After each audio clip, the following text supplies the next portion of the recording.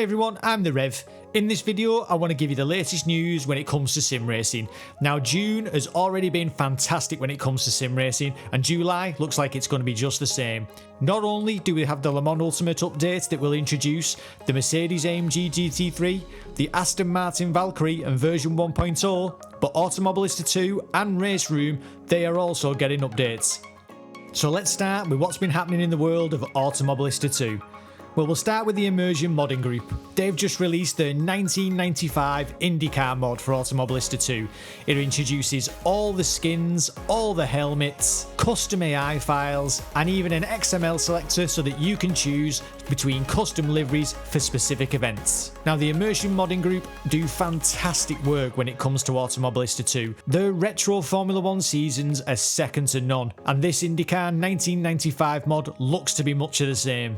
As you can see from the footage running in the background, the skins themselves, when on track, they look magnificent. The detail is brilliant. Not only that, but you have the AMS2 version 1.6 style previews, so everything sits in your menu as though Riser themselves had made this DLC. It's installed super easy via Content Manager, and the link is in the video description below, as always. Now, not only that, Riser themselves, they have announced that they have gained license to some Aston Martin cars. So we're going to get the Aston Martin GT3, the Valkyrie road car, and the Valkyrie hypercar. That update, according to the tweet, is due in July. So that's going to put the AMS2 version of the Valkyrie right up against the Le Mans Ultimate version. I can't wait to try them both. Now, as well as the new content, Riser also tweeted that there's going to be an update next week for bug fixes and refinements, so it's fantastic to see Automobilista 2 getting some of the love that it deserves. And with that, let's move on to Raceroom.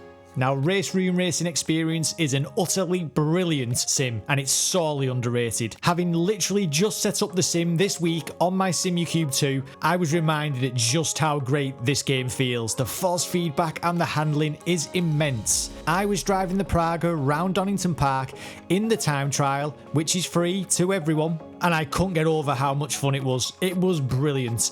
And we managed to end that session with the 16th fastest time in the world at the time of recording. So we'll take that. So what's happening in the world of Raceroom?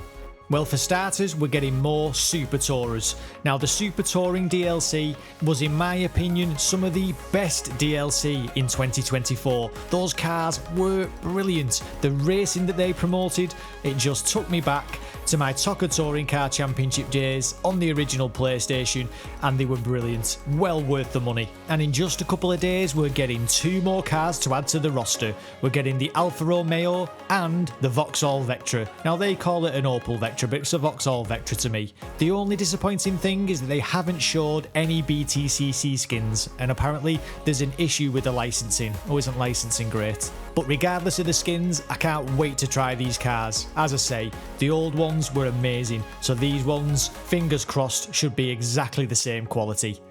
Sticking with cars, in another little addition, the Lamborghini is getting added to the GT3 roster. The GT3 cars, they're great as well on Raceroom, so any addition to that roster is welcome to me. As well as the cars, we're also getting a new track, the Alemannering. Now, I could have absolutely murdered that pronunciation, but it's the best I could do. Now, this track is best suited to the DTM 1990 DLC. Those cars are brilliant as well. So we get a new track to race those cars on. The track itself looks like it's 90-degree turns, tight corners, right up against the barriers. Very touring car. I'm looking forward to trying that track out too. Now, last year, Raceroom also got a little bit of a graphics update, which I think made a decent difference. The second part of this update was also shown, and I thought it was looking great. As you can see from the video up above, they're trying to use a physically based rendering system so that the materials all pop and the lighting is a little bit better. Raceroom already handles fantastically well, so if it looks that little bit better, little bit more eye candy for people, hopefully that'll draw some players back.